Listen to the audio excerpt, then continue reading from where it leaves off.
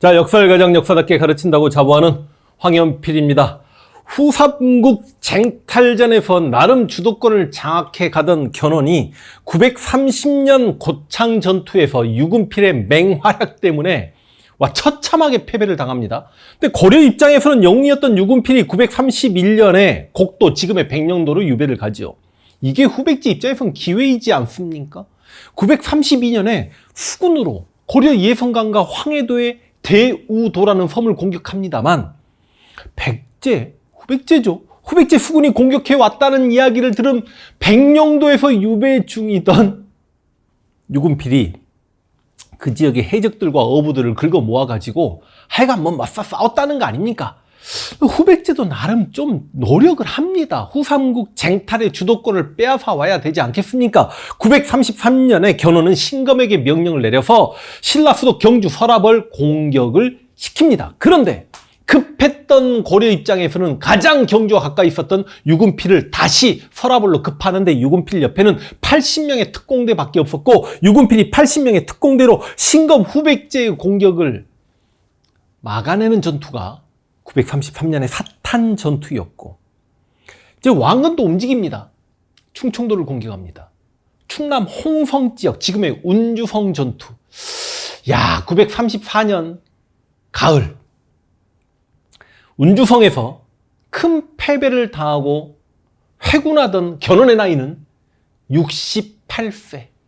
거의 20살 무렵부터 전장에서 살았으니 50년 동안 전장에서 보낸 세월. 그런데 그게 후백제 군인들을 통솔하고 치렀던 마지막 전투가 되리라고는 본인도 생각을 했는지 어쩐지 모르겠습니다. 여러분, 935년이 됩니다. 이제 견훤 나이가 69세입니다. 아직까지 후계자가 명확히 결정되지 않은 상황에서 견훤의 아들들을 한번 들여다보자면 아들이 9명 있었다 혹은 10명 있었다 기록이 나눠집니다만 큰아들이 신검인 건 확실합니다. 둘째가 양검이고 셋째가 용검입니다. 그런데 넷째가 금강입니다. 견훤은 이 금강이 키도 크고 지략이 많고 그래서 견훤이 가장 아끼고 사랑하였다라고 하는데, 일단 큰아들 신검, 둘째 양검, 셋째 용검, 검자 돌림이죠. 아마 이 세 명의 자식은 분명히 어머니가 같을 것이다. 근데 금강의 어머니는 다를 것이다. 그러다 보니까 왕의 부인들, 외척들끼리 신검을 왕으로 내세우냐 금강을 왕으로 내세우냐 하는 데 있어서 늙은 견훤이 좀 중심을 잡지 못한 측면이 분명히 있는 것 같다. 이게 넷째 금강에게 후계자 자리를 주려고 하니 이게 큰 세 아들들이 그냥 있었겠냐고요. 특히 이참벼슬을 하고 있었던 능환이 양검과 용검을 꼬드겨 가지고 신검을 추대하면서 쿠데타를 일으키고 금강을 죽입니다. 그리고 후백제 건국자이자 벌써 황제만 30여 년 이상 하고 있었던 그 견훤을 저기 지금의 전라북도 김제 금산사, 제가 아주 좋아하는 절입니다. 그 금산사에 유패를 시키죠. 그런데 저는 일단 이게 견훤이 정말 늙어서 이성을 상실한 거 아니냐, 일단 이렇게 봅니다. 왜냐? 그걸 이해하려면 그 통일신라 신문왕 때 통일신라 지방제도 구주 오서경 체제 그 지도를 한번 보시면 좋겠습니다만, 공산전투에서 패하고 경상북도 쪽을 완전히 고려에게 넘겨주게 되고 운주성 전투에서 패하고 나서 실제로 충청도 지역까지 상당 부분 상실했던 당시 후백제 입장에서는 수도였던 전주, 완산주가 있었던 완주와 지금의 광주, 무진주가 있었던 무주, 그리고 지금의 진주가 있었던 강주, 거의 이 세 주만이 후백제 영토라고 보시면 되는데, 실제로 항상 견훤 옆에는 신검이 있었고 둘째 아들 양검은 강주의 도독이고 셋째 아들 용검이 무주의 도독인데, 이 셋을 놔두고 넷째 금강을 다음 왕으로 밀어주려고 했더라면 큰아들 신검부터 그리고 강주 도독 양검과 무주 도독 용검을 완전히 제거하고서야 가능한 거 아닙니까? 이렇게 어찌 보면 나라 군권을 세 형제가 송두리째 쥐고 있는 상태에서 금강에게 후계자 자리를 물려주려고 했던, 이건 견훤의 완벽한 실책이죠. 그러면 이게 드라마가 역사를 참 많이 왜곡시켜 버립니다. 이 왕건 드라마를 보면 신검은 무능력하고 시기 질투 많이 하고 그러면서 욕심만 많은 인물로 나옵니다. 정말 신검이 그렇게 무능력했는지 우리가 역사 속에서 견훤의 아들 중에 수미강이라는 이름이 등장하는데 학자들에 따라서 이 능력 있는 수미강이 신검이다 금강이다 의견이 분분해서 확실히 수미강이 누군지는 잘 모르겠습니다만 그래도 신검으로 보는 견해가 더 강합니다. 왜냐? 신검의 즉위교서에서 금강을 어린아이로 취급하거든요. 근데 어린아이였을까도 우리가 한번 생각을 해봐야 됩니다. 결혼이 69세인데 아니 신검, 양검, 용검, 신검은 거의 40에 육박하거나 40을 넘지 않았을까요? 그럼 저는 금강도 20 이상으로 보는데 20대여도 아마 어린아이 취급했을 수도 있다라고 봅니다. 그러나 분명히 견훤의 실책이었다. 근데 신검은 진짜 그렇게 폐륜할까요? 삼국 사기 삼국유사에 신검이 쿠데타를 어떻게 일으켰다라는 내용이 나와 있기도 합니다. 예를 들어서 바깥이 시끄러우니 견훤이 왜 저렇게 바깥이 시끄럽냐 그러니까 신검이 이제 폐하께서 늙으셔서 정신을 못 차리고 있으니 내가 새롭게 이렇게 통치를 하게 돼서 백성들이 저렇게 기뻐하는 소리입니다. 보통 이렇게 이야기했다라고 합니다만 그리고 신검이 어찌되었든지 간에 견훤을 금산사에 유폐시키고 난 다음에 무슨 노래가 들리느냐. 가엾은 완산 아이 아비 잃고 울고 있네. 이때 가엾은 완산 아이는 누굽니까? 무조건 신검이죠. 금강은 죽었으니까. 아비를 잃고 울고 있네. 이게 진짜 신검이 쿠데타를 막 일으켜놓고 견훤을 금산사에 유폐시켜놓고 그 직후에 나온 이야기인지 아니면 금산사에 갇혀 있었던 견훤이 탈출을 해서 왕건에게 항복을 하니 현재 이제 물론 신검이 바로 쿠데타 직후에 왕이 되는 게 아닙니다. 민심을 얻어야 되지 않겠습니까? 그래서 같은 해 10월 달에 가서 즉위교서를 발표하고 왕이 되는데 왕이 되었지만 완산 아이잖아요. 이 완산주를 차지하고 있는. 그런데 아버지가 고려 왕건에게 항복을 했으니 아비 잃고 울고 있네. 이런 표현이 나왔을 수도 있다라고 봅니다. 여러분, 저와 함께 이제 후삼국 시대 마지막 전투 1, 2천 전투를 이야기해야 되겠습니다만 그 1, 2천 전투에서 후백제가 무너지고 후백제 신검이 왕건에게 항복을 하고 왕검이 후삼국을 통일합니다만 실제로 항복했던 후백제에서 쿠데타를 주도했던 이찬 능환만 그 자리에서 척살납니다. 왕건이. 척살하면서 뭐라고 이야기하냐? 야, 너는 어떻게 자식을 꼬드겨서 아버지에게 반기를 들겠냐라고 죽입니다. 그리고 양검, 용검 형제는 유배를 보냅니다. 유배 갔다가 몇 년 후에 죽습니다. 그런데 신검을 죽이지 않아요. 왕건이. 오히려 벼슬까지 줍니다.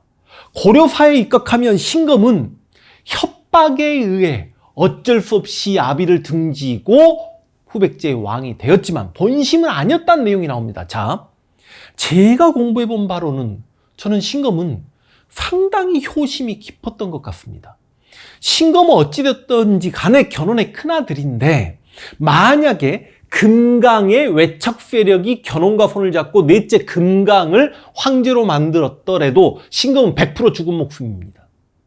둘째 양검과 용검이 넷째 금강이 왕이 되는 꼴을 못 보겠으니 형님이 왕이 되시오! 라고 해가지고 형님을 받들고 쿠데타를 일으키는데 나는 내 아버지를 등질 수 없다라고 하면 자기 동생 양검과 용검, 이찬 능환에 의해서도 죽은 목숨이었겠죠. 그러니까 실제로 이게 신검의 쿠데타로 봐야 되는지. 그런데 저는 제가 들여다본 자료에 의하면 왕검도 신검을 살려주고 관직을 주었다는 기록과 그리고 가엾은 완산아이 아비를 잃고 울고 있네라는 당시 후백제 사람들의 노랫소리를 보았을 때 신검은 아비에 대한 애정, 견훤에 대한 애정이 상당했다. 그리고 또 하나, 금산사에 견훤이 갇혀 있었을 때 그 견훤을 지키는 병력이 30명, 이게 무슨 장난합니까? 어디 무슨 촌장 자리를 다투는 사이야? 선대왕인데 선대왕이 창업주야. 그 창업 공신이 아들들에 의해 쫓겨나서 절에 유폐돼 있어요. 절에 갇혀 있는 거지.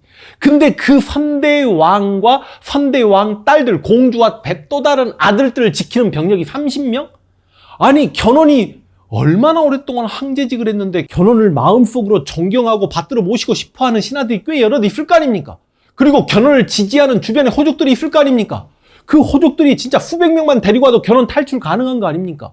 이 30명이라는 숫자 참 이해가 안 된다. 실제로 견훤이 금산사를 탈출할 때도 30여 명의 금산사를 지키는 신검이 보였던 병력에게 술을 먹이고 탈출했다는데 이거 진짜 믿기 어렵다. 이건 어찌 보면 둘째, 셋째였던 양검과 용검이 그리고 이찬 능환이 후백제 창업주의자 3대 왕이었던 견훤을 죽일 생각까지 하고 있으니 당시 왕이 될 위치에 있었던 신검은 그래도 내 아버지만큼은 살려드리고 싶다는 생각으로 견훤을 지키는 병력을 30명만을 두지 않았을까. 그래서 아버지의 탈출을 마음적으로 고려로 탈출하시라라고 응원하지 않았을까. 또 하나, 이게 견훤이 금산사에서 탈출할 때 그 견훤을 탈출시키기 위해서 왕건은 유군필을 보내 먼저 나주를 점령합니다. 그래서 935년에 나주가 다시 고려 땅이 된단 말이죠.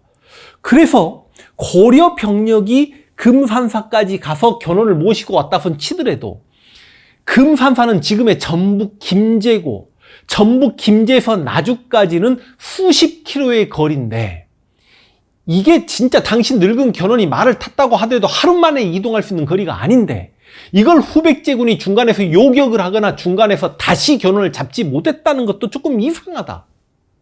물론 고대사 자료가 없으니까 여러 가지가 미스테리이기도 하지만 그래서 우리가 이제 결과론적으로 후삼국의 통일 영웅이 왕건이 되고 그러다 보니까 항상 역사는 승자의 기록이고 그래서 후백제 견훤은 자기 아버지 아자게로부터도 인정을 받지 못했고 아들로부터도 이렇게 비극적으로 쿠데타를 당했다라고 성각질 받긴 하지만 누가 봐도 이거는 후백제 황제였던 견훤이 후계자 구도 선정을 분명히 잘못한 측면도 있지만 근데 역사에서 어찌 보면 국가가 새롭게 만들어지고 창업 군주가 그 다음 왕자를 넘기는 과정에서 큰 고통이 따르는 건 우리가 많이 보잖아요.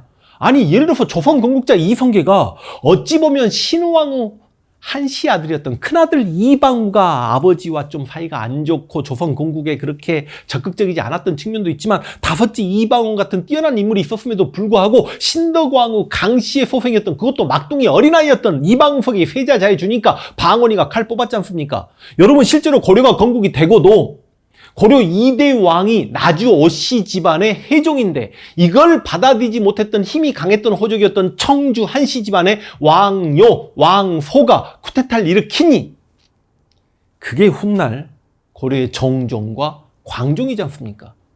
뭐 재벌가에서도 창업주에서 이대로 넘어오면서 뭐 시끄럽지 않습니까?